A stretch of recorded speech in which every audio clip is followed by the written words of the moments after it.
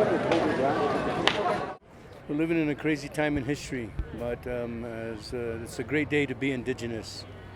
And as Indigenous people, we know the story of the obelisk, that it was dedicated to the men and women of New Mexico who fought the savage Indians. And maybe for the last 25 years, I've been conscious of it's being in the wrong place. But maybe we don't need to build walls and tear stuff down. Maybe we could have rededicated to the doctors and the nurses who have died fighting the coronavirus. In Indian country, we have a lot of problems. We have problems in suicide, and our missing women, and meth, our youth, literacy, taking care of the elder, feed the children.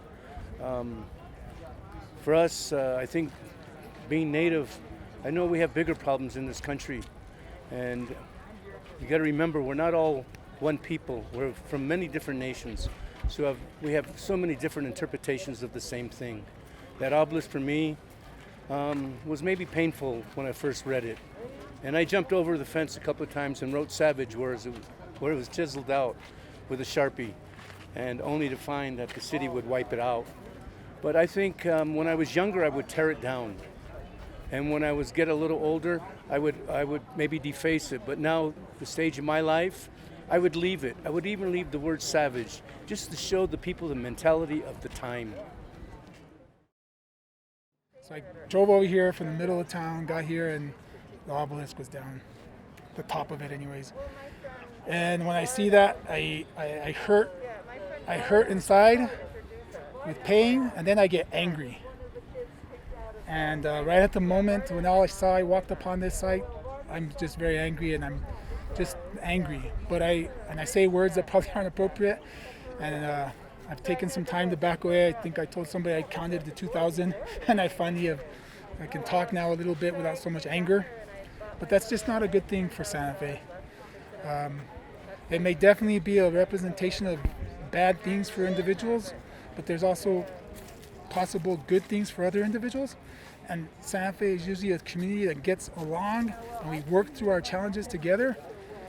And now within the past 5 years, it's starting to feel like a town full of division and hatred, which that is a sign to me. That isn't a sign of wanting peace and change. To me, that's a sign of extreme anger and hatred towards others. And I'm just hurt, because now that's just something that was part of a history of mine, 54 years here in Santa Fe. I used to sell newspapers on the Plaza as a kid when I was 10 years old. I never saw any oppression symbolized by that thing. I understand now the panel on the fourth side as I got older, and I took in things more about my hometown, and I knew that was something that needed to be changed. But it's a process, and the mayor just can't say, I'm going to do something. The governor of New Mexico can't say, I'm going to do something. The president, we're a democracy.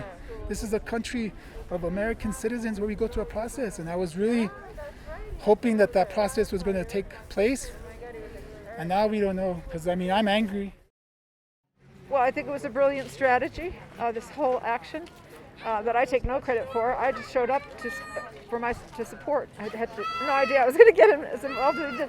But while the cops were backing off and putting the people in the vans, some of us were there, and they were distracted, and that's when the other allies put the chain around this and used these wooden beams to hoist up the chain.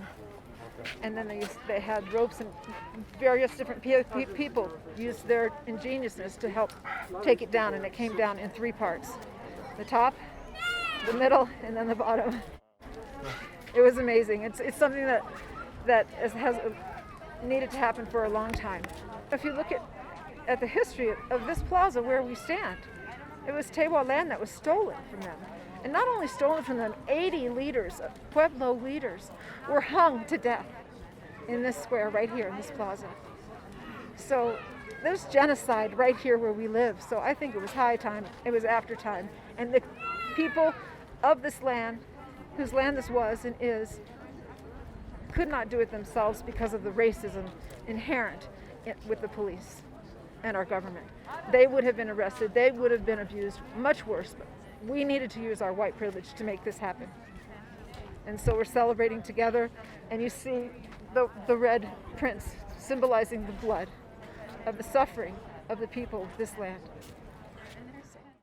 Yes, I had my hand on the rope. I was maybe the 10th or 12th person, and I think probably 50 or 60 people did it. It was an exhilarating moment, culminating hundreds of years of history and decimation and depredations and policies of extermination of American Indians. The chain of people pulling on the rope went all the way back to the street, and it was very moving. I've been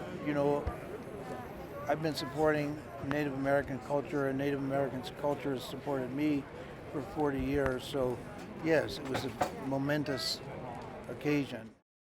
And my daughter is Native American. I wanted her to come down here so she could see.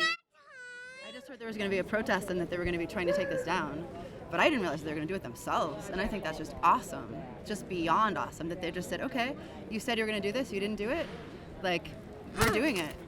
Yeah, I'm really glad my daughter got to see this, and she'll remember it. She's old enough, I hope, to remember like that she got to watch this happen. Because for me, it's just monumental. It's amazing to see this come down. You know, it's like, and it's such a it's amazing. It's at the center of the city, and it's really beautiful. I've lived in Santa Fe most of my life. I came here as a teenager, so I like so many people that move here from somewhere else. I'm African American, but in a certain sense I'm Anglo. I moved here from somewhere else and fell in love with the Plaza and fell in love with the culture, and I would hear about all three cultures getting along so well, and I bought it all, and everything was beautiful here, and I wanted to get my turquoise jewelry. And I looked at this obelisk and thought it was beautiful, and I sat here and picnicked and just felt so happy to be in Santa Fe, and it was all nice. And I'm here to face the fact that I knew something was scratched out, and someone told me once it said savages, and I shuddered, of course, and went, oh, but that's history. I still come to the Plaza, and I'm happy when I'm here and sit here and think it's beautiful. And when I heard it was coming down, some part of me went, oh no, it's so pretty. It's part of my childhood, falling in love with this place. And then I had to come here to realize that, like folks that get attached to Confederate statues in the southeast of the country, and it's emotional, they grew up with it. You have to do the work to listen and be aware that I didn't buy into that old history by any means, but I ignored it. I'm not Native American. I conveniently ignored the ugly history to just think everything is good now. And I had to see the pain expressed by Native Americans and their allies to realize that I was complicit by just enjoying things as an Anglo who moved here.